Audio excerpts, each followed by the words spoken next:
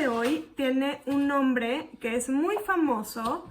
Dentro de todos los institutos bíblicos siempre tienen esta materia y se trata de los últimos tiempos. ¿Cómo son los últimos tiempos? Se llama escatología y es el estudio de los tiempos finales. Jesús en este capítulo, que no en estos capítulos que nos toca todo esto, habla acerca de paso a paso, primero qué va a pasar, luego qué va a pasar, después qué va a pasar y así. Bueno, francamente, no es mi especialidad, yo no estoy muy... Mira, viene qué va a pasar, cada cuánto, cómo va, tal. Lo único que dice al final, que eso sí es mi especialidad completamente, pero en cuanto al día y la hora, nadie lo sabe, ni siquiera los ángeles en el cielo, ni el Hijo, sino solo el Padre. Entonces, lo único que a mí me queda es comparar como la parte donde viene Jesús explicando todas estas cosas, verlas de una manera como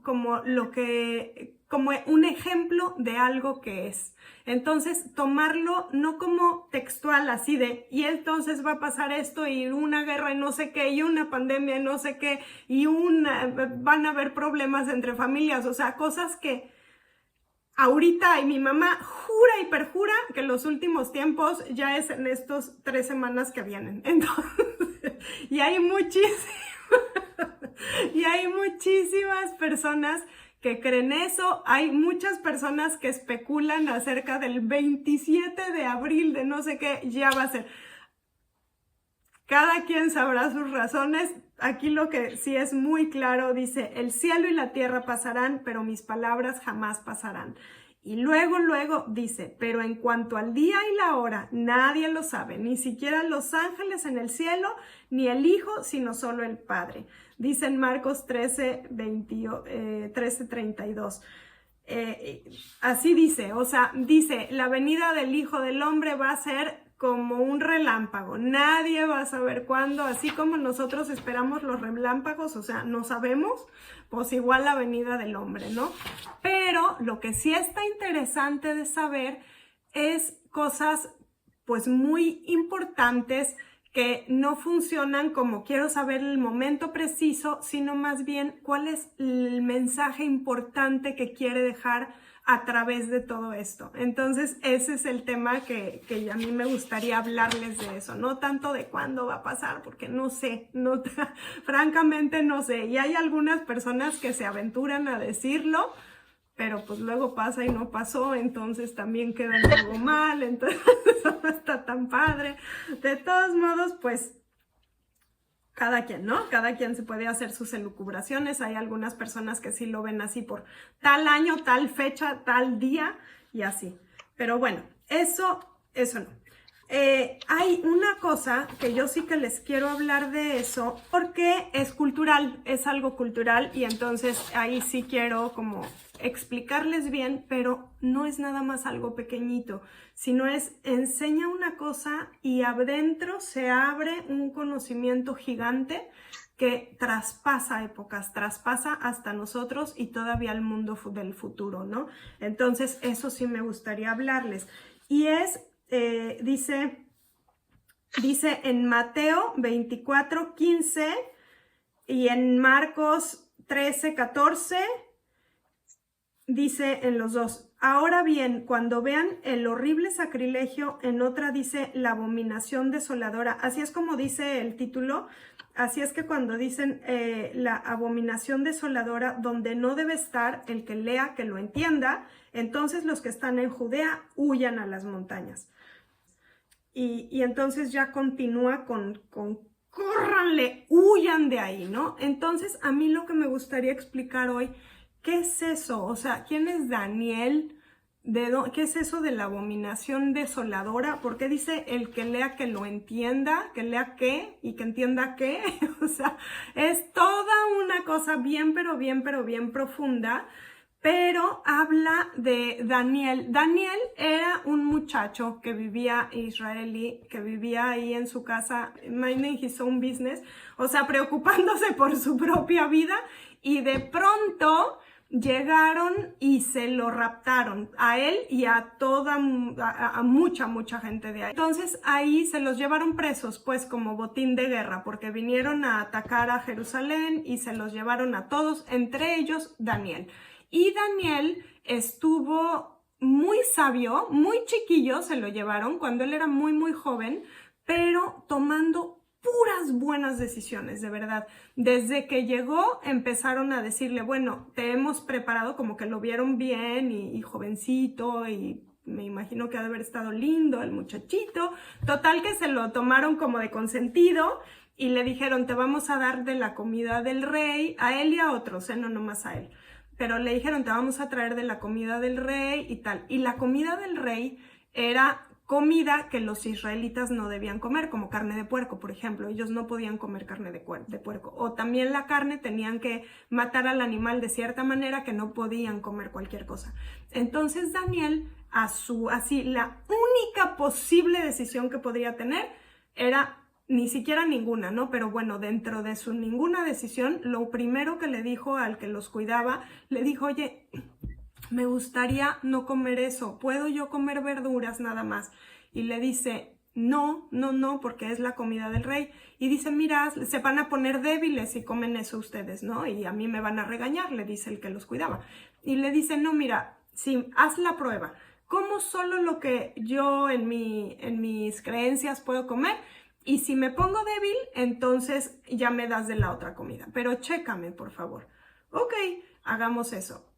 Hasta en esas pequeñas decisiones, Daniel quiso hacer la voluntad de Dios. Cada cosa que podía, cada cosa que hacía. Era un muchacho muy sabio que fue creciendo y se empezó a hacer más sabio cada vez. Y dentro de su sabiduría, cuando ya era mayor, él empezó a leer los profetas y empezó a ver cómo estaban diciendo los profetas, qué venía, estudiándolos mejor, y dentro de esos conocimientos pasados de los profetas empezó a hacer sus teorías y sus planes, y también sabía mucho de estrellas, de muchas cosas. Él fue uno de los que predijo cuando iba a ser lo del nacimiento de Jesús. O sea, fue muy importante dentro de la historia del pueblo judío. Fue muy importante por sabio, precisamente, ¿no? Y él en Daniel 11:31 y en 12 y en el capítulo 12 tiene un libro propio, que se llama Daniel, precisamente. En estos escritos escribe todo lo que va a pasar en cierto momento y pone que va a llegar la abominación desoladora, ¿no? Y empieza a poner todo lo que va a pasar en unos tiempos pero bien complicados, que va a llegar esta, así dice, abominación desoladora al templo. Y entonces que se iban a hacer sacrificios de abominación desoladora en el templo. Y entonces, pues ahorita, pensando en esto, yo lo que les quiero decir es esto, ¿qué repercusiones tiene, no? Para empezar, ¿qué es abominación y qué es desoladora? Porque no son palabras que uno use todos los días.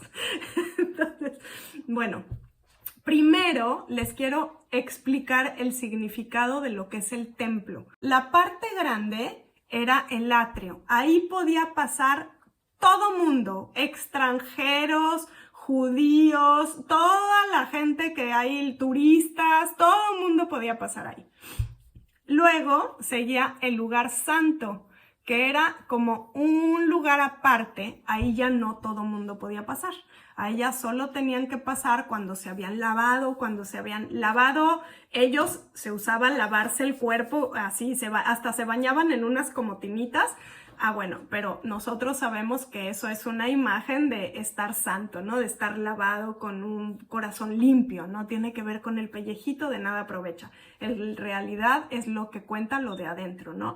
Entonces, ahí ya no podían pasar extranjeros, ya no podían pasar si no estaban limpios, si habían tocado cosas prohibidas, si habían hecho cosas que no, ahí ya no podían pasar. Era un lugar santo, ¿no? Así se llamaba. Santo quiere decir separado. Y el más chiquito de aquí era un lugar que tiene un nombre bien chistoso que se llama el lugar santísimo. Entonces, ese era el lugar santísimo. Y ese lugar era un lugar súper, pero súper exclusivo. Era muy, pero muy importante. Solo podía pasar una persona al año y era el sacerdote. Tenía que estar impecablemente limpio de cuerpo, de todo. Tenía que estar perfectamente purificado. Tenía que tener una serie de rituales. O sea, no cualquiera pasaba, ¿no? Ahí estaba sumamente protegido. Y ahí lo que había, nada más, era el Arca de la Alianza. Era un cofre, básicamente, que tenía 3 cosas, pero lo más importante era que dentro de ese cofre o dentro del Arca de la Alianza, lo más importante es que estaba la presencia de Dios. Así era ellos, estaba la presencia de Dios. Y a donde se llevaban el Arca de la Alianza, tenía unas, híjoles, pues tenía la presencia de Dios. Y había 3 cosas en el arca. Había las tablas de la ley, o sea, las tablas de los 10 mandamientos, que seguro las han oído porque son sumamente famosas. Estaba una bandejita con maná. Maná era una comida que cuando estaban en el desierto, ellos estaban con mucha hambre y empezaron a quejarse con Moisés de que cómo era posible que no tenían alimento, y entonces les dijo, ahí les voy a mandar una comida, les voy a mandar esta comida. Y al otro día amaneció todo el desierto, bueno, todo donde estaban ellos, todo el área, llena de estas migajitas, como migajitas, que se llamaba maná, así le pusieron. Y era el alimento que Dios les mandó para que todo el tiempo, mientras estuvieran en el desierto, ahí estuvieran alimentándose de esto y no se murieran, ¿no? Entonces guardaban de ese tantito. Pero la cosa es que tenía una cosa muy especial este maná, porque les dijo, los sábados ustedes no trabajen, yo no trabajo, los sábados jamás tienen que descansar, muy importante tomarse un día a la semana para descansar, así es que recojan el maná todos los días, y el sábado no va a haber maná, nadie recoja, nadie tiene que recoger para 2 días y nadie tiene que recoger maná el sábado. Y así fue. Entonces la cosa era que era diario, ¿no? Y aparte estaba, como les digo, las tablas de la ley, el maná y la vara que reverdeció. A Aarón le dio una vara que era también de una manera muy asombrosa y milagrosa. Era una vara seca y de pronto reverdeció. Entonces eso es también esta parte de vida eterna, ¿no? De que aunque parezca muerto, revive, resurrección otra vez, ¿no? Vamos con lo mismo. Y entonces estaban esas 3 cosas en el Arca de la Alianza, adentro del lugar santísimo, lugar que nadie se debía de meter ahí más que una vez al año, con mucho cuidado, ¿no? Entonces este templo, como todo el Antiguo Testamento, es una imagen de lo que ha de venir. Y lo que ha de venir es esta parte donde somos nosotros cuerpo, alma y espíritu. Entonces, así es lo que viene, ¿no? La parte de afuera, la parte exterior, que es esta, es el atrio, sería parte como si fuera nuestro cuerpo, nuestro pellejito, o sea, la cosa, lo de afuera, ¿no?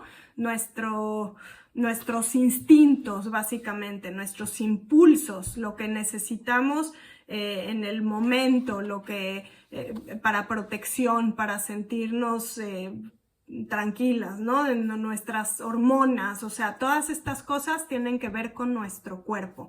Y ese es como la parte del atrio.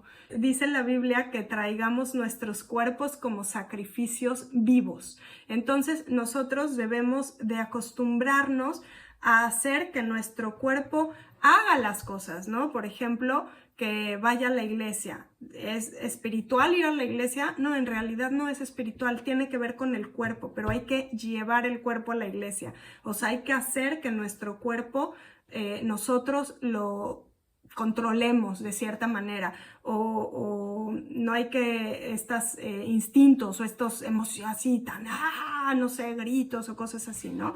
Todo mundo deja pasar, todo mundo ve, todo mundo me ve, todo mundo sabe de qué color tengo el pelo, de qué color tengo los ojos, todo mundo ve mi estatura, todo mundo me ve, no tienen ningún lugar así extranjeros, personas de aquí, todo mundo sabe cómo soy, ¿no? Luego sigue el alma es este lugar ya más secreto, no secreto, sino ya más... No es para todo mundo, ya estamos hablando de algo más privado, ¿no? O sea, ándale, es más privado, más personal, ya no es tan hacia todos, sino es algo más, ya tenemos que nosotros cuidar ya quien entra, que dejamos entrar a nuestra alma, ¿no? Nuestra alma son pues nuestro intelecto, nuestras emociones, las emociones están como entre el cuerpo y el alma porque es como que a veces están en uno y a veces están en otro. Entonces, pero es esta parte donde ya pensamos, donde ya razonamos, donde ya no nada más sentimos como primer impulso, sino sentimos, ya tomamos la decisión, ya empezamos ok, sí me siento así, pero quiero pensar más bien en esto, ya empezamos a tener voluntad hacia algo, ¿no? Y entonces esta parte ya se empieza a conectar cuando empezamos ya con voluntad a tomar decisiones ya para algo más profundo, ¿no? Que es el lugar santísimo, donde está ahí el arca de la alianza, la presencia de Dios, ¿no? Entonces es esta parte ya sumamente privada de nosotros, donde realmente estamos conectados con Dios, donde estamos ya muy cerca de Dios y en donde lo que está ahí adentro, lo que tiene Dios como para, lo que es como para ejemplificar la presencia de Dios es con esta ley, para empezar, con los mandamientos. Cuando nosotros estamos leyendo la Biblia, lo que estamos haciendo es llevar a nuestro cuerpo, sentarnos aquí en esta sillita y leer la Biblia, ¿no? Estamos llevando nuestro cuerpo, ya, cumplimos, pero eso no es espiritual. Entonces, eso es el cuerpo forzando a hacer nuestro devocional, o el cuerpo forzado a ir a la iglesia, o el cuerpo, no forzado, sino yo lo estoy llevando, ¿no? Digo, no te lo tienes que llevar a fuerza, puede ir con gusto, pero la cosa es que está llevando, si es que digo forzar el cuerpo a hacer el devocional, bueno, a mí me encanta hacerlo, entonces, no es, pero otras personas que no lo disfruten tanto, también es importante llevar el cuerpo y hacerlo, ¿no? O cosas así.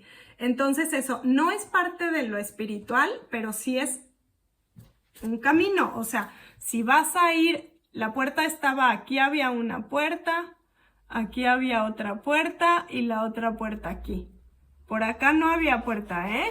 Es que en realidad está más centrado. Yo lo puse en la mera orilla, pero está un poquito más centradito todo. Pero entonces, si quieres llegar aquí, tienes que pasar por aquí. No te puedes ir derechito al espíritu si no has pasado por todo esto primero. No te puedes ir derechito a las emociones si no has pasado por el cuerpo primero. Entonces, así va, es en cierto orden.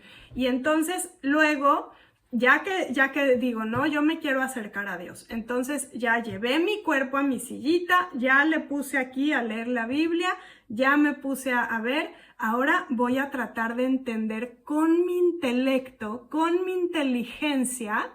Entonces ya voy a tratar de entender, de captar, de tomar más. Ok. Entonces ya lo estoy entendiendo con mi alma, con parte de mi inteligencia, Bueno, eso sigue siendo muy bueno, pero sigue aquí afuerita. Tampoco es espiritual, porque adentro del arca de la alianza es donde viene la ley, donde viene la obediencia. O sea, no se trata nada más de leer, porque si lo dejamos en ya leí, entendí muchísimo, aprendí, esto es súper cultural mi leída de la Biblia de hoy, o mi ida a la iglesia de hoy, súper cultural, aprendí muchísimo. No, eso no es espiritual. Espiritual es obedecer. Si ahí dice, necesitas perdonar, hay que perdonar. ¿Cómo le hago? Pues a seguir leyendo para aprender cómo, pero el chiste es tener esta voluntad y esta decisión de obedecer los mandamientos, porque en los mandamientos es donde está el arca, o sea, el arca de la alianza tiene los mandamientos adentro.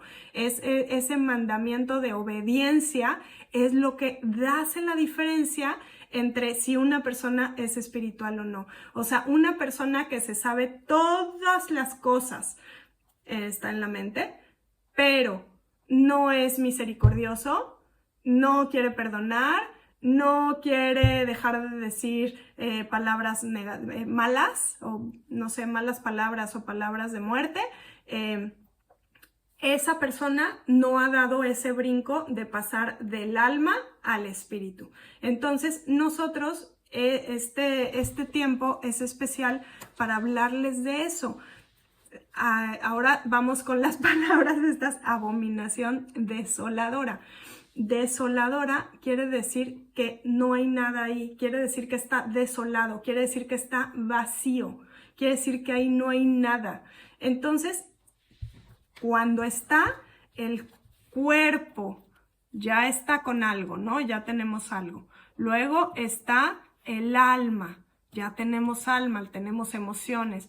Pero si no tenemos en el espíritu a Dios, entonces lo que está vacío, está pelado, está desolado. Ellos estaban hablando de eso físicamente, del altar iba a estar desolado, ¿no? Pero como bíblicamente siempre tiene que ver ejemplo del Antiguo Testamento al Nuevo Testamento, yo lo estoy trayendo a esta parte donde nosotros así lo vemos.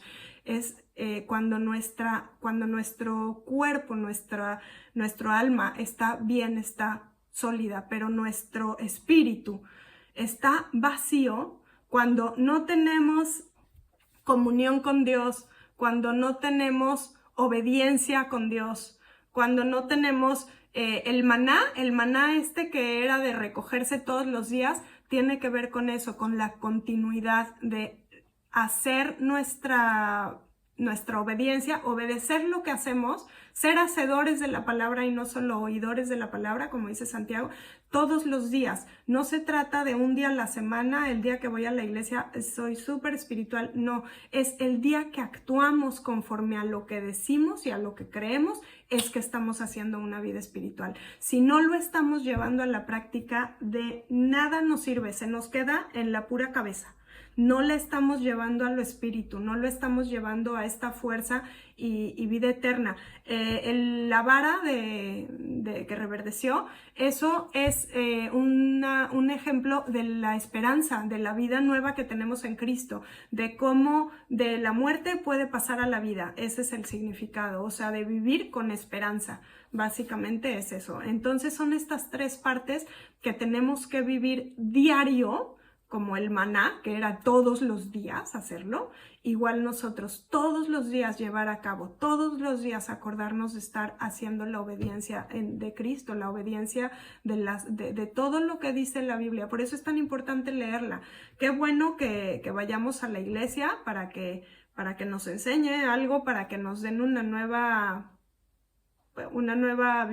visión, una nueva, así como que nos digamos, mira, ok. Pero conocer todos los días es indispensable para nosotros estar en comunión, en revelación con Dios, ¿no? Derechito. Una relación personal, no es dada por nadie, es personal, es dada por el Espíritu Santo. Es avivar el fuego que el Espíritu Santo ha puesto en nosotros. Eso se hace todos los días. Eso es espiritual. Esa es la parte espiritual. Si nosotros, aquí lo que quiere hacer esto, lo que dice Daniel, es cuando esa parte espiritual se quita de las personas, entonces pues suena como, ¿cómo se puede quitar? Bueno, por ejemplo, en nosotros, en nuestra vida, por ejemplo, ahí por los años 50 más o menos, o 60, fue que empezaron a quitar cosas de Dios. Por ejemplo, hace relativamente pocos años, o sea, en nuestra generación. Entonces ya no se podía hablar de Dios en las escuelas, por ejemplo. Ahí están tratando de dejar desolada la parte espiritual de la sociedad. Están tratando de quitar esa parte, de decir, no, ya no, o como dice Nietzsche, ¿no? Dios ha muerto, ya no hay espíritu. Está el cuerpo y el alma, funcionan muy bien, somos un caldito ahí de hormonas y la parte espiritual no hay. Entonces, ese es el mundo donde nosotros estamos queriendo vivir nuestro cristianismo. En un mundo donde ahorita la tendencia es, no, déjalo espiritual, no hay sentido, no tiene sentido. O sea, métete en tu mente, métete en tus hormonas, métete en toda esta parte, ¿no? Pero el espíritu, déjalo aparte, ese no tiene mucho cuidado, no tiene mucho sentido. Eso es desolar, eso es dejar desolado nuestra parte espiritual. Y eso es lo que Jesús nos viene a decir. Tengan mucho cuidado, porque va a llegar un tiempo donde nos van a querer desolar esa parte, nos van a querer vaciar socialmente. Híjoles, hasta las universidades que empezaron con un corazón cristiano, de pronto ya no. De pronto en el gobierno ya no se puede decir oraciones, por ejemplo. En las escuelas ya no se pueden hacer oraciones tampoco. Ya no, o sea, muchas cosas que pasaron quitando toda esa parte. Eso es desolar. Bueno, ahora, ¿qué es abominación? Abominación es algo asqueroso, o sea, realmente algo muy mal, muy asqueroso. Eso es la abominación, ¿no? Entonces, llevándolo otra vez a la misma imagen, donde está esta parte, donde si se queda el alma y el cuerpo, pero ya el lugar santísimo, o sea, la parte espiritual ya se quedó vacía porque está desolada, ahora tratan de llenarla, ¿no? Ellos, en el caso de Daniel y en el caso que decía, luego pusieron y empezaron a hacer los romanos y o sea, gente así, empezaron a hacer sacrificios de puercos, de cerdos, que era súper así, era grave para ellos. Hacer sacrificios en el altar, o sea, en el lugar santísimo, empezaron a hacer sacrificios de animales que Dios había dicho ni siquiera se los pueden comer. Eso para ellos era una abominación. Bueno, a nosotros nos dice, cuando el espíritu se queda desolado, se queda vacío, lo que pasa es que entra abominación, o sea, limpio solo puede estar si está Dios, pero si no, entonces empieza, y justo cuando empezaron a prohibir en Estados Unidos, por ejemplo, todo lo de que se lea la Biblia o que estudien todas estas cosas, fue cuando empezaron las balazos, las balaceras estas. O cosas así como en los países han dejado cosas de lejos, pero entran cosas bien graves. O sea, no se queda vacío, pues el decir ya no hay espíritu no significa que no hay espíritu, significa que ese espíritu se va a llenar de cosas bien graves. Entonces ese es el problema que está diciendo Jesús. Tengan mucho cuidado, porque si ustedes dejan su espíritu vacío o llenándolo de tonterías, entonces lo que va a pasar es que se va a llenar de cosas, de tonterías, literalmente, de cosas malas. Entonces nosotros aquí lo que está diciendo Jesús es: tengan cuidado, porque va a venir engaño, van a venir cosas bien, pues cosas muy, es que describe lo que está pasando en el mundo ahorita. Entonces, eso es lo que está tan impactante, que describe al mundo. Es en ese lugar, en medio de la abominación desoladora socialmente, así que estamos viviendo con las leyes que hay en muchos países y la tendencia que está también, entonces ahí mismo estamos nosotros queriendo vivir nuestro cristianismo y estamos queriendo vivir esta palabra de Dios donde dice, obedéceme, haz caso. O sea, necesitamos realmente ser misericordiosos con los que son malas personas, debemos de cuidar nuestra fe en medio de este mundo donde nos ha tocado vivir, que está tan en contrario con la palabra de Dios. A eso es a lo que Jesús se refiere. O sea, sí está diciendo, y luego va a pasar esto, y luego va a pasar esto. Todo está pasando en realidad, pero la principal atención que tenemos que tener es a cuidar que nuestra mente, que nuestro cuerpo y sobre todo que nuestro espíritu esté lleno de la palabra de Dios, porque si no, se nos va a llenar, se nos va a saturar de las cosas que vemos, híjoles, en internet, en Instagram, en la tele, en los videos, en los memes, en las pláticas con la gente, de qué estamos llenando nuestra mente, y es lo que tenemos que tener cuidado nosotros. Si no la estamos llenando de Dios, entonces, ¿de qué se nos está llenando? Y como dice Pedro, como le dijo Pedro, ¿no? ¿A dónde más podría yo ir si solo tú tienes palabras de vida eterna? Dios no quiere que vivamos mezclados. En el lugar santísimo no había 1,000,000 de cosas. Había solo el arca de la alianza con estas 3 cosas. Las tablas de la ley, la vara que reverdeció y el maná. No estaba lleno de millones de cosas para estar buscando por todas partes. Está diciendo, yo les doy salvación, acérquense, es a través de mí, aquí estoy. No se pongan a ver 8,000 soluciones, yo les doy la solución. Entonces es a lo que Dios nos dice. La principal alerta es al engaño. O sea, es a no vivir con una mente dividida, sino más bien a tener esta mente centrada, ¿no? Centrada solo en Dios, porque si no, pues se llena de abominación desoladora, como aquí dice, ¿no? Y cerramos con el último tema, que es, con el penúltimo tema, que son 5 parábolas sobre estar atentos y permanecer fieles. 5 parábolas seguidas da Jesús aquí. O sea, quiere decir, es algo serio, algo indispensable poner atención en esto. Y empieza diciendo de un hombre que se va de viaje y deja su casa al cuidado de los siervos. Y los siervos, ¿qué se van a poner a hacer? ¿Qué tal que luego se piensan, ay, capaz si no llega hoy, y se meten a la alberca? Se comen todas las comidas y así. Entonces el dueño cuando regrese va a decir, oigan, a ver qué pasó aquí, ¿no? Bueno, pues esa es una. Otra, el ladrón que llega cuando el dueño no sabe que va a llegar, porque si el dueño supiera que va a llegar el ladrón, pues se pone en la puerta a espantarlo, ¿no? No se va a quedar ahí. Obviamente el elemento sorpresa es la diferencia aquí con el ladrón que va a llegar con este factor sorpresa a llevarse todas las cosas, ¿no? Si no tiene ese factor sorpresa, pues no puede. Luego otro, que son 10 jóvenes solteras, pero solo 5 son prudentes y 5 son insensatas.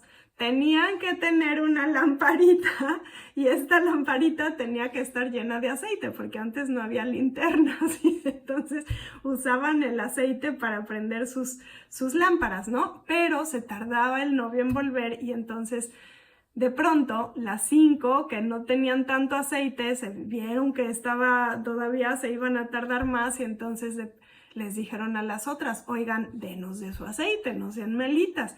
Y les dijeron, saben que no, porque si les damos de nuestro aceite, luego qué tal que llegan y va a estar,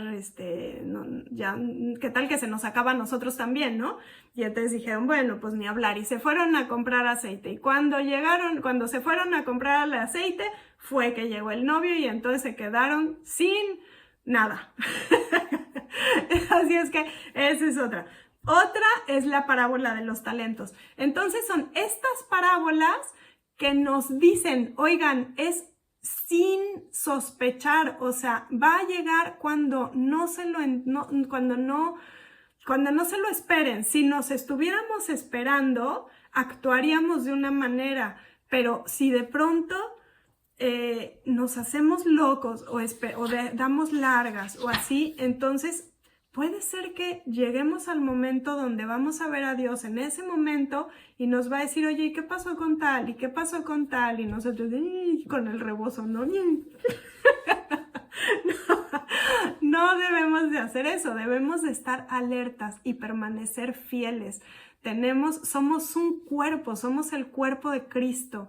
El cuerpo debe de estar en funcionamiento, no debemos de quedarnos sin estar haciendo nada, debemos de estar todo el tiempo buscando acercarnos, buscando entender qué es lo que la cabeza quiere, que es Cristo, para poder saber qué parte del cuerpo somos, en qué parte del cuerpo funcionamos y estar en ese diario vivir. Tenemos que llevar todo lo que aprendemos, tenemos que llevarlo a la acción, tenemos que hacerlo vivo, son palabras vivas porque se hacen vivas también en nosotros. Entonces tenemos que nosotros también estar viendo que no vaya a decir Dios, te fuiste.